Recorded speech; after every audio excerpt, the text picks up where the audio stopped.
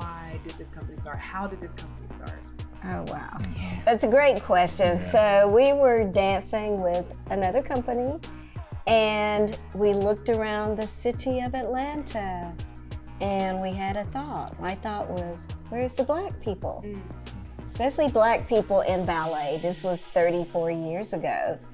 So what we decided at that moment is that there needed to be other opportunities. But before that, we went on the road with a touring show that raised money for AIDS research. And we learned a lot about how to start a business, how to run a business. We were performing a pas de deux, or a dance for two. And we just learned so much. It was a bus and truck tour. So we said, when we get back to Atlanta, we have to make some changes. So when we came back to Atlanta, we decided that we would ask Lewis Johnson, the choreographer of The Wiz, the movie, who's one of our friends that we worked with, will you start a company in Atlanta? And he was like, no, I'm too old. You do it. So we decided, okay, we'll do it. He had the name. And, well, it was actually Lewis Johnson and Dr. Richard Long. And that's who we actually met with at Mix on Peachtree Street. And what we did was we asked him to start, and he said, well, no, you all need to start because we said we were willing to dance for free for him. Wow. And this was after we had left Dance City of Harlem, the Atlanta Ballet, and did Heartstrings, a national tour. So he was like, if you're willing to do that, then you're ready to start a company yourselves. He's like, and then Dr. Richard Long sat over there with his hands like this and said, I concur. And we were like, okay. So obviously Ballethnic is, you're combining ballerina with ethnic. Why those two? Why together?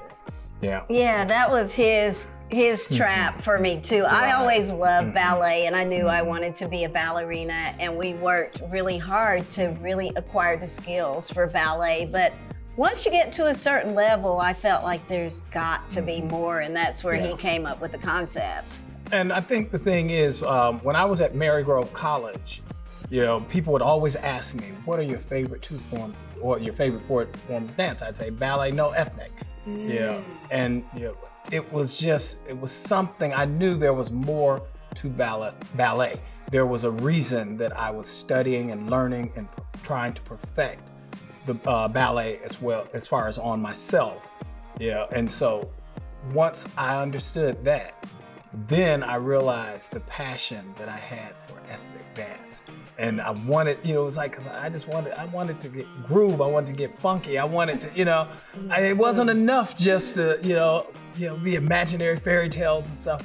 I felt that there was a story that we had to tell, and our stories were rich. They weren't common stories, and too often I saw common stories, and I wanted to do a more diverse portrayal of the Black family, the Black culture, and basically connect us so that people could view us as far as our human element, instead of just view what they see as far as how we're perpetuated and how we're manipulated through the media.